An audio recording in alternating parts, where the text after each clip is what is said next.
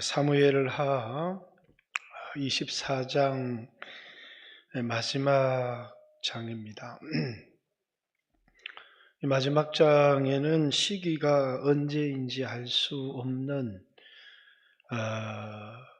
그래서 인구조사의 문제 때문에, 그럼 인구조사는 핑계죠. 하나님이 1절에 보면 다윗을 충동해서 인구조사를 하게 했다. 왜 다윗을 충동했느냐면 이스라엘 백성들을 향해서 하나님이 진노하셨기 때문에 이스라엘 백성들에게 벌을 주시기 위해서, 징계하시기 위해서 다윗을 충동해서 인구조사를 하게 했고, 그리고 이제 인구조사를 끝내고 나서 다윗이 보니까 아마 다윗도 어떻게 할 수 없었을 겁니다. 하나님이 주시는 충동이었기 때문에 인구조사를 한 것에 대하여 후회하고 침체해서 내가 하나님 앞에 죄를 지었습니다 라고 회개를 했더니 하나님께서 선지자 갓을 보내서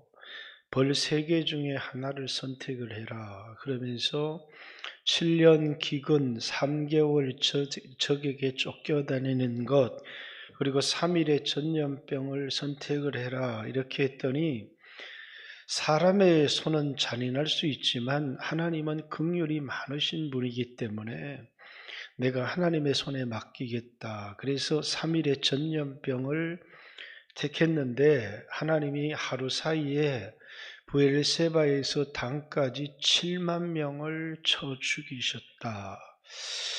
그 사람을 쳐 죽이는 천사가 다윗의 눈에 어디에서 보였느냐면 아리우나의 타작마당에서 보여서, 그래서 선지자 갓이 그곳에서 하나님 앞에 제사를 드려라.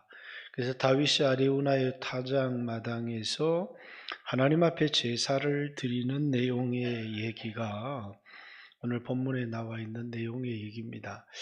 자, 이 본문의 얘기는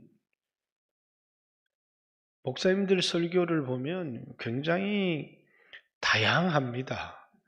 그래서 뭐가 올바른 해석인지 찾기 어려울 만큼 아주 다양합니다. 근데 저는 이 본문은 성전과 깊은 관계가 있다, 그렇게 생각을 합니다. 아리우나의 타작마당이 뭐예요? 솔로몬 성전이 세워진 곳입니다.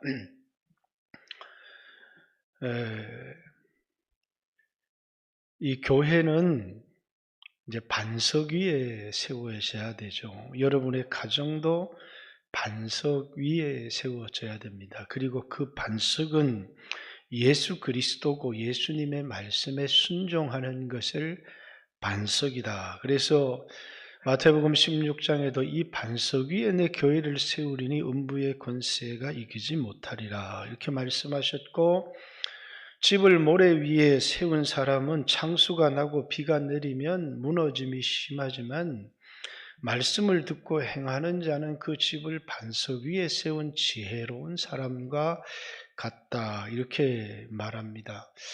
근데 여러분, 이 아리우나의 타작마당이라고 하는 것이 이제 도시에 하나 타작마당이 있는데 그 타작마당은 그 마을의 제일 꼭대기에 바람이 많이 부는 곳에 타작마당을 만들어 놓은 겁니다. 그곳에서 곡식을 타작하고 바람으로 까불려서, 그래서 이제 곡식을 타작하는 곳인데 여러분 예전에 오래되신 분들은 알겠지만 삼양라면 선전이 있었어요. 구봉소라고 하는 장로, 또 곽규석이라고 하는 이제 목사 코미디언인데, 이제 형 동생 이렇게 나와서, 형은 장가를 가서 자식이 있습니다. 동생은 이게 이제 장가를 아직 가지를 못했어요. 그래서 타작을 했는데 형이, 나는 장가도 갔고 자식도 있는데 동생은 장가를 가야 되니까, 그래서 이제 이 타작한 곡식을 밤에 몰래 동생의 창고에다가 옮겨 놓는 겁니다. 근데 동생은 어떻게 생각하느냐 하면 나는 식구가 하나밖에 없는데 형님은 자식들도 있고 하니까 이것 가지고 부족하다 싶어서 또 이제 몰래 자기 창고에 곡식을 드러내서 이제 형님 창고에다가 채우는 겁니다. 아침에 일어나 보니까 분명히 옮겼는데 곡식이 그대로 있는 겁니다. 그래서 이제 형님 먼저, 아우 먼저 라면 선전이 그거였죠. 이제 거기가 어디냐면 하리우나의 타작마당이에요. 교회는 자기, 나는 자식도 먹여 살려야 되고 더 많은 곡식이 필요하다. 자기를 생각하는 게 아니라 교회는 먼저 어떻게 생각하면서 지어지는 거라고요? 내 형편을 생각하는 사람이 아니라 형제들의 형편을 생각을 먼저 하는, 또 이제 여러분과 저도 우리의 필요가 있지만 먼저 그의 나라와 그의 의를 먼저 생각하면서 교회는 지어지는 겁니다. 그래서 예수 믿는 사람들은 세상 사람들하고 다른 게 뭐냐면 나를 먼저 생각할 건지 하나님을 먼저 생각할 것인지 어려운 이웃과 형제를 먼저 생각할 것인지, 교회는 자기를 먼저 생각하는 사람들로 가득 차버리면 그 교회는 잘 세워지지 않습니다.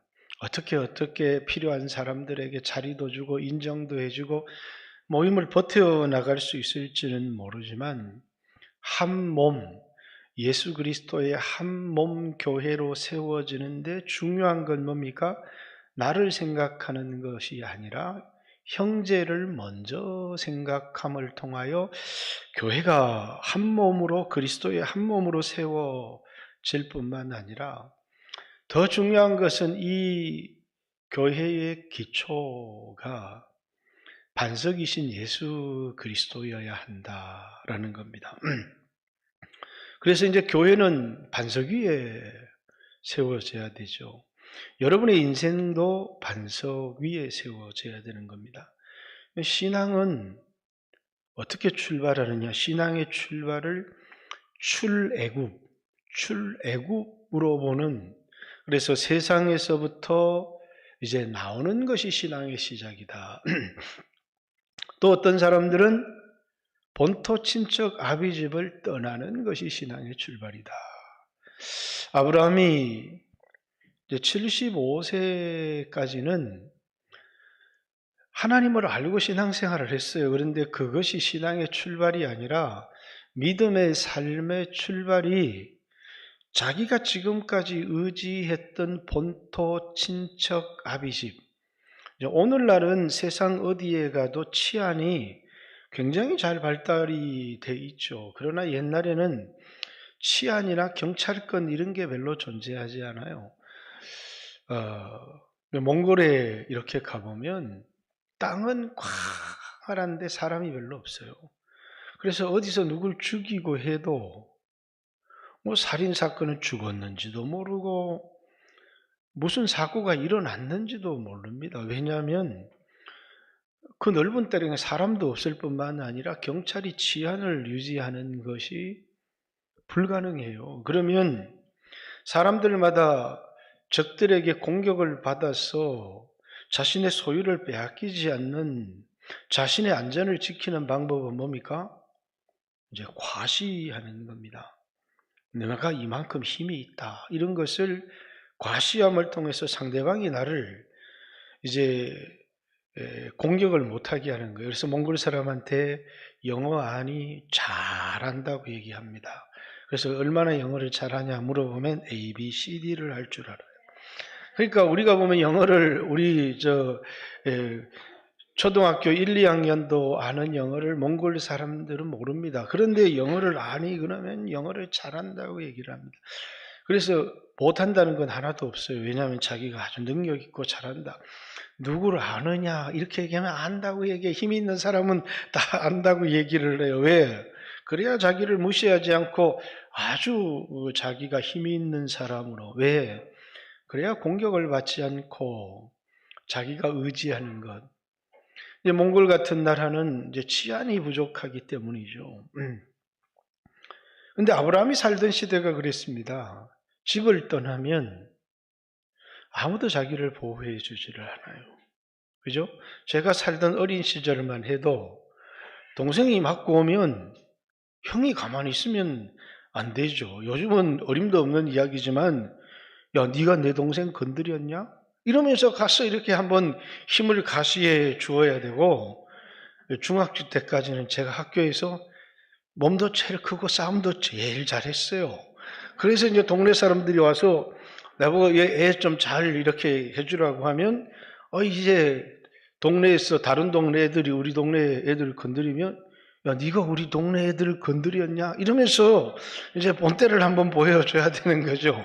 왜 그게 뭐냐면 이제 힘을 과시하는 거죠. 왜 우리에게 울타리가 있는데 그 울타리가 어디냐면 가족이라고 하는, 가문이라고 하는 그 울타리가 자기를 보호해주는 굉장히 큰 울타리가 되는 것이고, 그 울타리가 자신의 안전을 보장받는 것인데, 근데 아브라함은 이 울타리 밖을 뛰쳐나가는 겁니다. 그죠? 그러면 그에게 누구에게 죽음을 당할지, 어디서 살해를 당할지, 아내를 빼앗길지, 재산 전부를 날려버릴지 아무도 알 수 없는데, 아브라함에게 뭐가 바뀌었어요? 지금까지는 본토 친척 아비집은 자신의 인생의 기반이었고 자신의 안전이었어요. 피난처였던 거죠. 그게 자기의 힘인 겁니다. 그런데 아브라함이 75세의 나이에 본토 친척 아비집을 떠나 말씀을 쫓아 갈 바를 알지 못하고 갔다, 이렇게 얘기를 합니다. 그렇게 갈 수 있었던 건 단순한 용기예요. 단순한 용기가 아니라 나에게 힘과 용기를 주는, 이전에는 나에게 힘이 되고 용기가 되는 게 내 가문이었다, 그 말입니다. 그런데 이제는 나에게 힘이 되고 용기가 되는 게 하나님이 나에게 하신 약속이에요. 그래서 아브라함이 약속을 따라서 하나님의 그 약속의 말씀을 받고 가나안 땅으로 간 것이죠. 뭐가 바뀐 거예요? 의지하는 것이 바뀐 거예요. 여러분, 예수를 믿고 교회를 나온다고 해서 그게 다 참된 신앙은 아니에요. 그래서 하나님은 이제 의지하는 것을 바꾸기 위해서 이제 애굽에서 출애굽하면 광야를 이렇게 가는데, 광야에 가보니까 내가 세상에 살 때는 자격증이 많았어요. 그래가지고 이제 의사 자격증, 광야에서 의사 자격증을 내밀어도 종이 쪼가립니다. 뭐냐고 이게 의사가, 여기서 의사가 왜 필요한데? 그러면서 이 의사 자격증이 확 찢어버려요. 광야에서 아무 필요가 없는 거죠. 의사 자격뿐만 아니에요. 뭐 검사, 세상에 어떤 기술을 갖고 있든지 광야를 만나면 내가 가지고 있는 건 아무 소용이 없어요. 광야에는 뭐가 필요할 뿐이에요? 광야는 의사 자격증, 변호사 자격증, 세상에 가지고 있는 그 어떤 것으로도 살지를 못해요. 광야는 말씀을 의지해야 사는 곳이에요. 이 광야에서 뭐라고요? 떡으로 살던 사람, 돈을 의지하던 삶을 말씀으로 사는 사람, 하나님을 의지하는 사람으로 바꾸어 놓는 게 광야예요. 다윗에게는 광야가 있었어요. 이 광야를 통해서 사울에게 쫓겨다니면서 뭘 배우느냐면 하나님만 의지하고 하나님만 바라보고 하나님 말씀에 순종하는 걸 배우는 거예요. 근데 사울에는 광야가 없었어요. 그러니까 사울은 뭐라고요? 왕이 되어서 하나님 말씀을 하시는데 그 말씀을 쉽게 버려버리는 겁니다. 왕이 여호와의 말씀을 버렸으므로 여호와께서 왕을 버려 이스라엘의 왕이 되지 못하게 하셨습니다. 사울의 삶은 하나님을 의지하는 게 아니라 뭐예요? 자기가 돈으로 모은 이 용병들을 의지하고, 그리고 전쟁에서 익은 노획물을 가지고 용병들에게 나눠줘서 자기를 따르고 충성하도록 해야 되기 때문에 하나님의 말씀에 순종을 못하는 거예요. 자기가 가진 군대를 의지할 건지 하나님을 의지할 것인지의 선택에서 사울은 자기가 가진 군대를 따르게 하기 위해서 하나님 말씀에 순종을 할 수가 없었던 거예요. 그래서 사울은 하나님께 버림을 받습니다. 여러분과 저의 삶도 마찬가지죠. 예수를 믿는다고 하는 건 뭐가 바뀌어야 되는 거라고요? 우리 집에는 돈이 100억이 있습니다.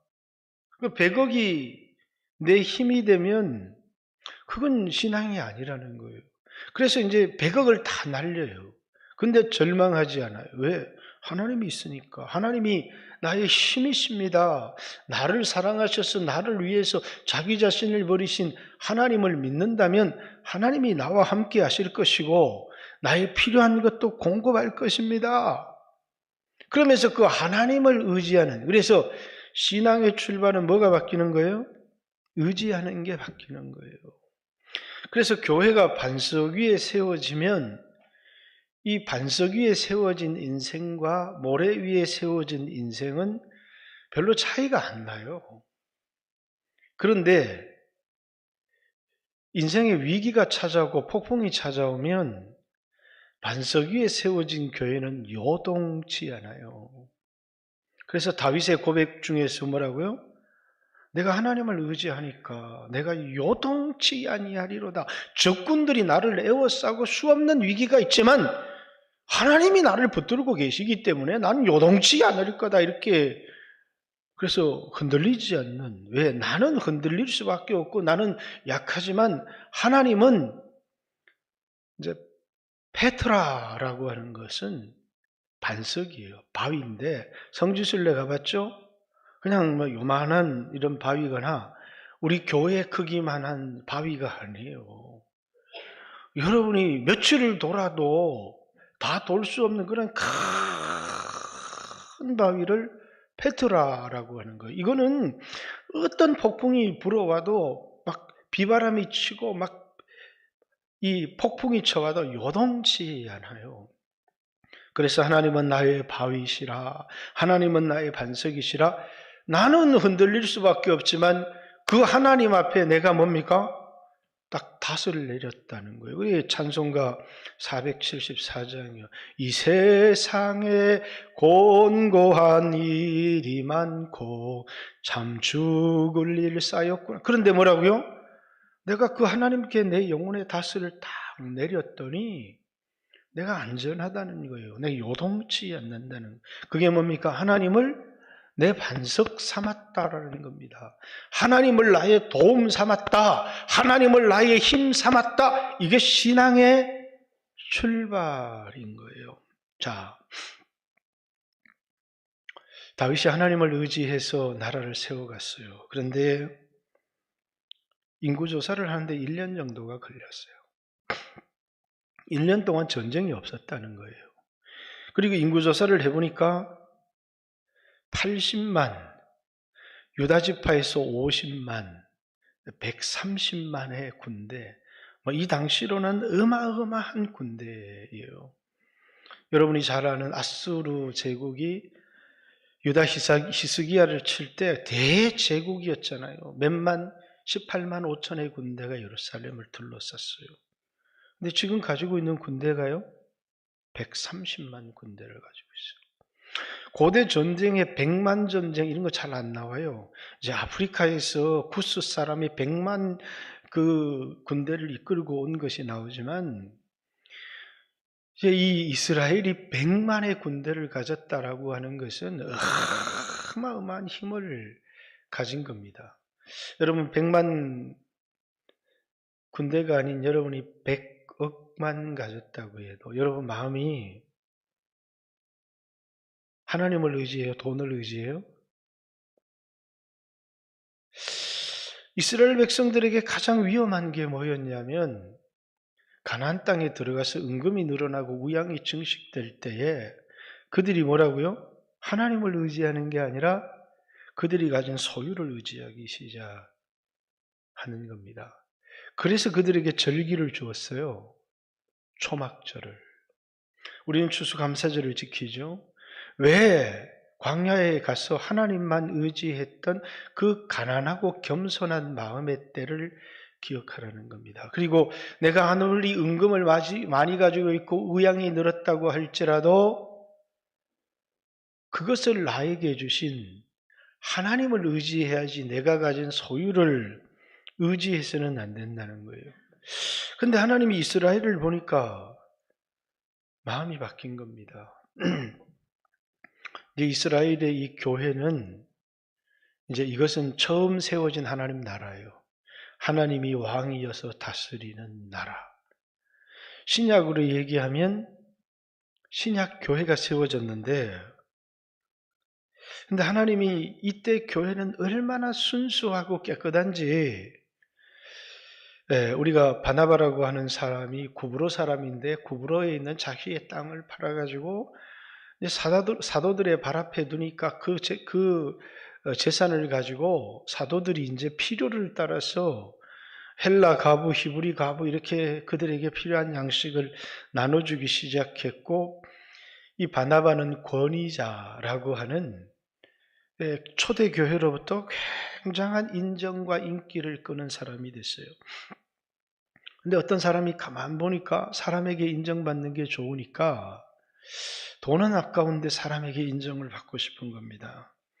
그래서 이제 우리도 돈, 재산을 다 팔아가지고 이제 사도들의 발 앞에 두겠습니다. 이렇게 흉내는 냈는데 속에는 속이는 마음이 있어요. 그래서 일부를 감추었습니다. 자, 나는 재산을 팔아서 50%만 드리겠습니다. 그러면 아무런 문제가 없어요. 그냥 저는 믿음이 이거밖에 되지 않습니다. 그런데 어떻게 하냐면 다 드렸습니다. 이렇게 이야기를 하면서 뭐라고요? 반을 감춘 겁니다. 반을 감추고 나서 이제 사도가 이게 전부냐? 그러니까 전부다 이렇게 얘기를 하는 겁니다. 자, 여기서 우리 아나니아와 삽비라만한 믿음 가진 사람 손 한번 들어보세요. 여러분, 반 바칠 수 있는 사람 아무도 없어요.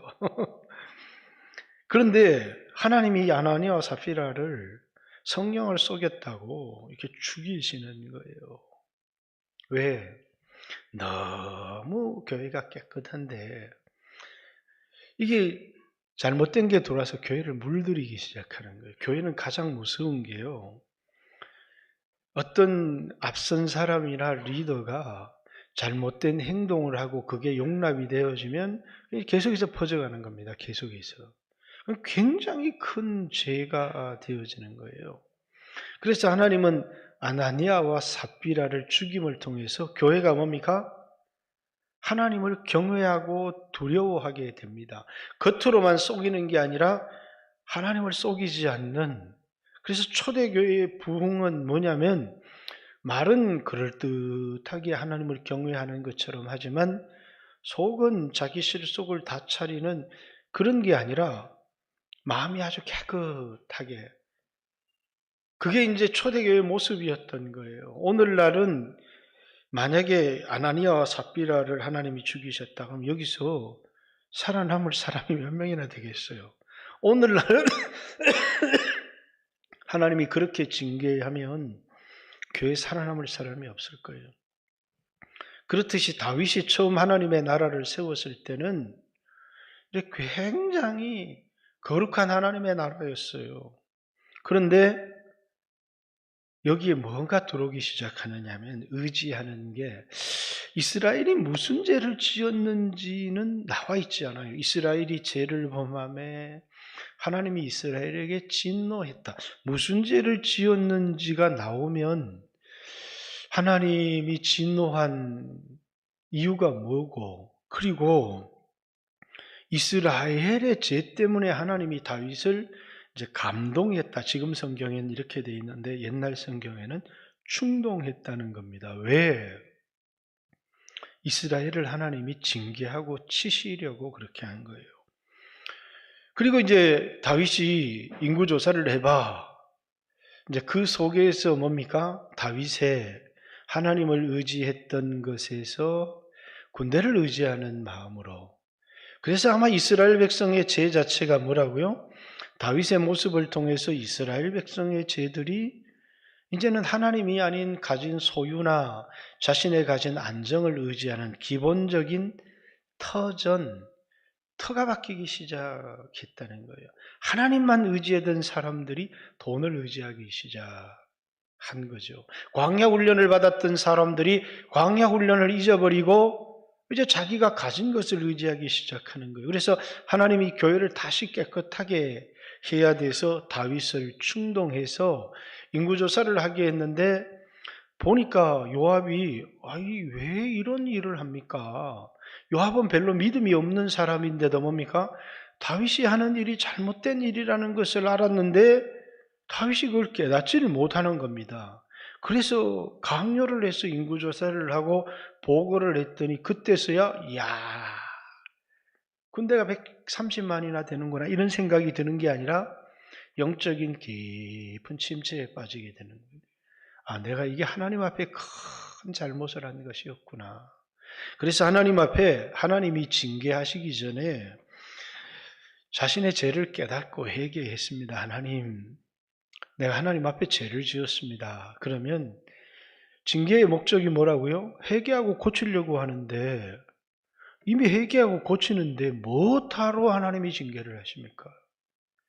이 목적은 다윗을 징계하려고 하는데 목적이 있는 게 아니고 뭐라고요? 이스라엘 백성을 징계하는 데 목적이 있는 거예요. 그래서 하나님이 세 가지 중에 하나를 택해라.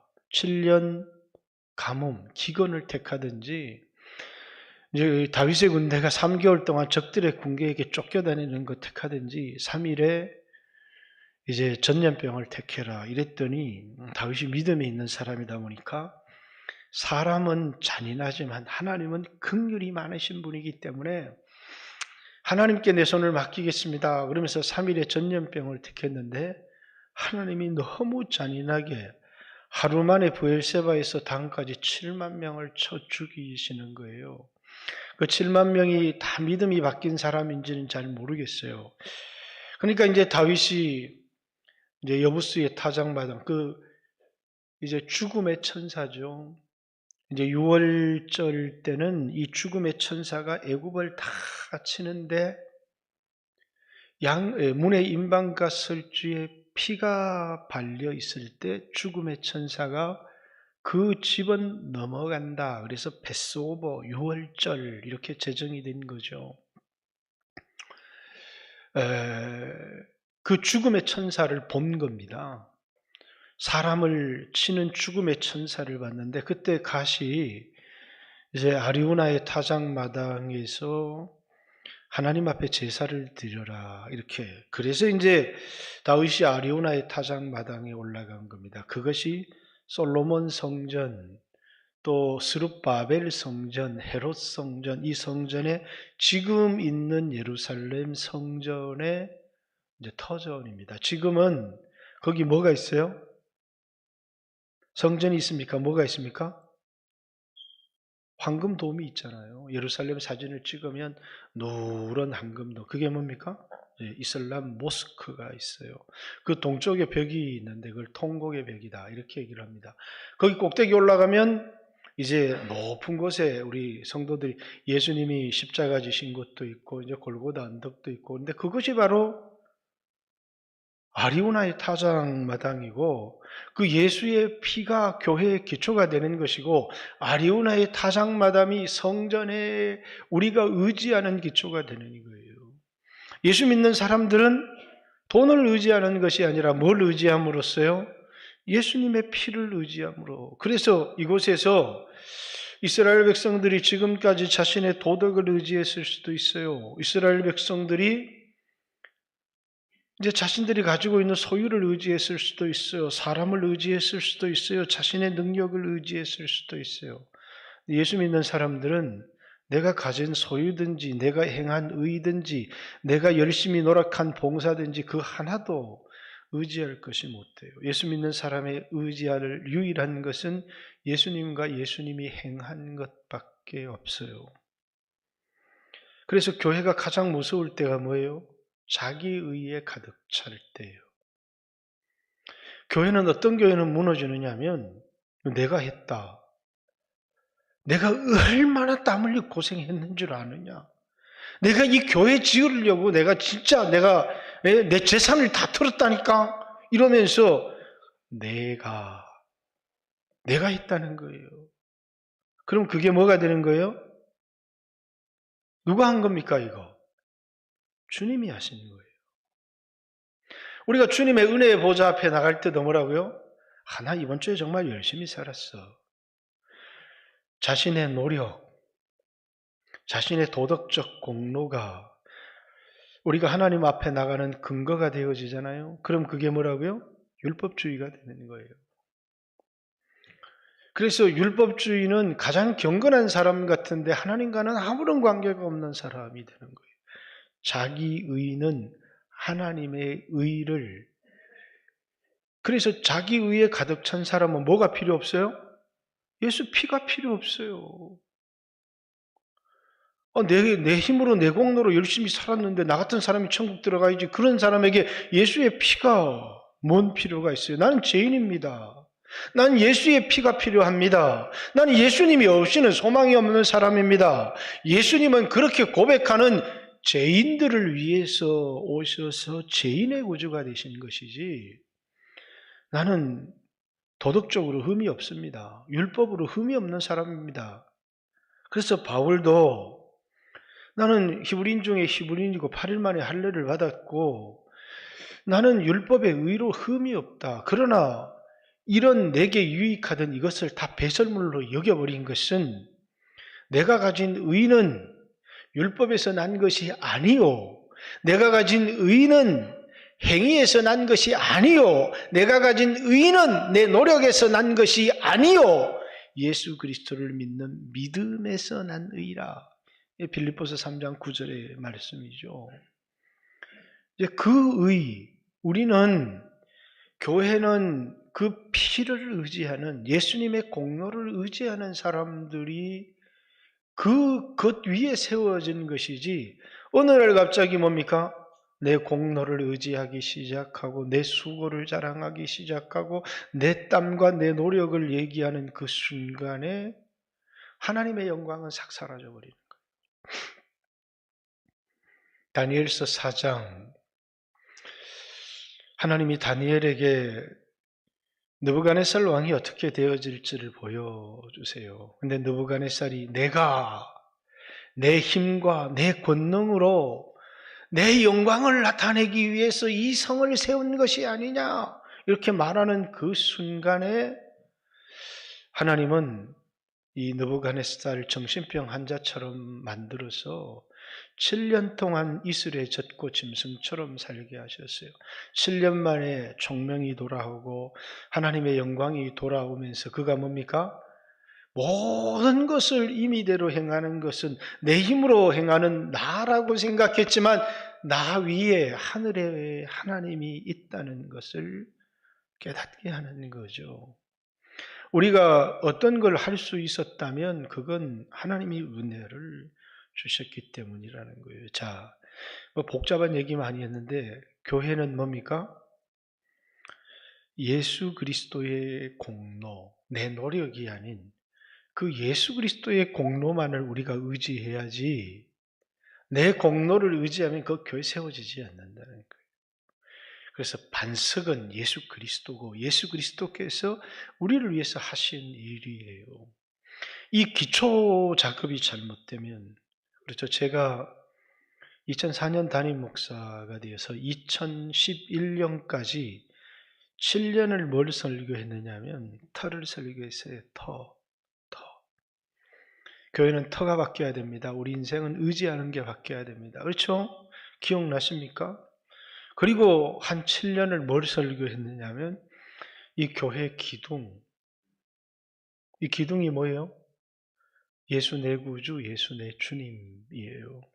오늘도 여러분 설교들을 했지만 예수 내 구주만 갖고 있는 사람이 많아요. 근데 예수님이 내 주님이라면 뭐라고요?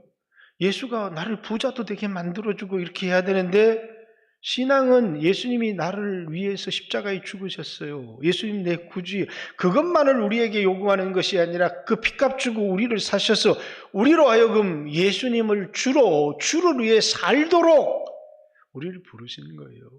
우리를 피로 구속한 이유, 우리에게 은혜를 주신 것은 우리로 하여금 주를 위하여 고난도 받을 수 있도록, 예수를 위해서 고난을 받고 죽도록 충성할 때 내가 예수님을 주라고 고백하는 거예요. 예수가 내 주가 될 때 우리가 살아가는 이유가 뭐예요? 이제는 내가 나를 위하여 살지 않고 주를 위해서 사는 거예요.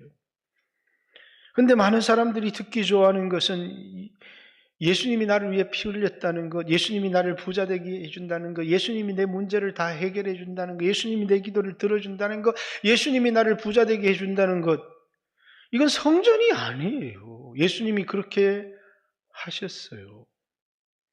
그런데 이제 우리가 뭡니까? 그 은혜를 받은 사람들은 이제 우리가 주를 위해서 살아야 되는 거예요. 그게 예수님, 내 주님이라는 거예요.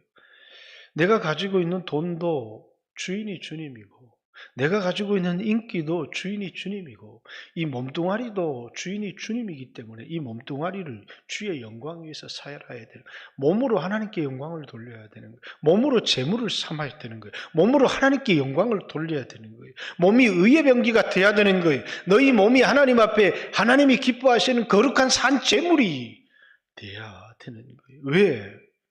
소유가 바뀌었기 때문에. 회개는 예수 믿습니다 하는 게 회개가 아니라, 회개는 뭐가 바뀌는 거예요? 주인이 바뀌는 거예요. 내가 내 인생의 주인 되어서 살았는데 예수님이 내 인생의 주인 되는 거예요. 로드십이죠. 성도들이 로드십이 확실해지지 않으면, 예수가 내 주가 확실해지지 않으면 그 신앙은 엉터리인 겁니다.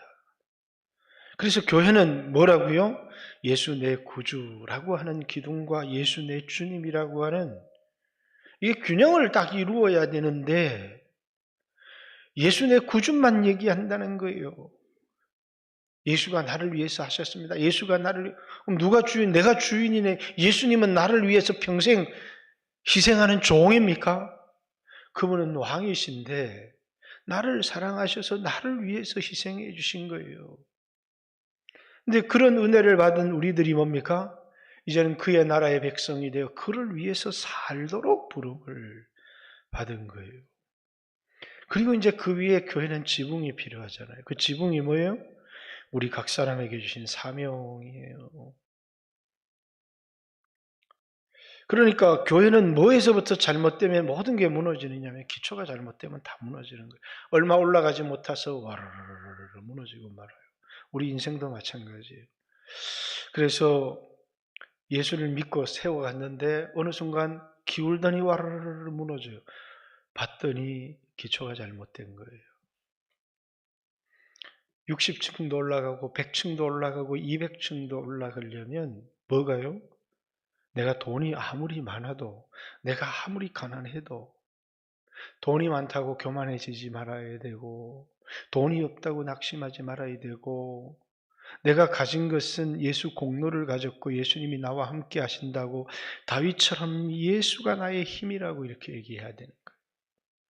근데 우리는 그걸 자주 잊어버릴 때가 많아요. 이스라엘 백성들이 다윗이 지은 이 죄가 이스라엘 전체 백성들이 하나님을 떠난 죄의 표본이라고 봤을 때, 이스라엘 백성의 죄는 나와 있지 않지만 하나님은 다윗의 죄를 회개했지만 징계 중 3가지를 택하게 하셨고 7만 명을 죽이세요. 그리고 이제 성전이 세워질 그곳에 이제 피로서 제사를 드림으로, 교회는 예수의 피 위에, 예수의 공로 위에 세워진다는 것을 우리에게 가르쳐주는 것이고, 여러분과 제가 이 세상을 살아가면서 의지하는 것이 바뀌지 않았는가를 돌아보고, 여러분의 가정도, 여러분의 인생도, 또 우리 영광교회도 예수라는 반석 위에 든든히 세워져서 무너지지 않는 성전으로 세워지고, 형제 자매가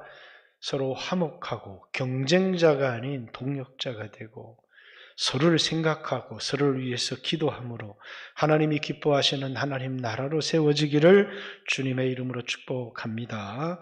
2, 3분만 주여 하시고 하나님 앞에 영광교회를 위해서 기도하고, 여러분 자신의 가정이 모래 위에 세워진 가정은 아닌지 같이 한번 하나님 앞에 기도합니다. 기도드리겠습니다. 주여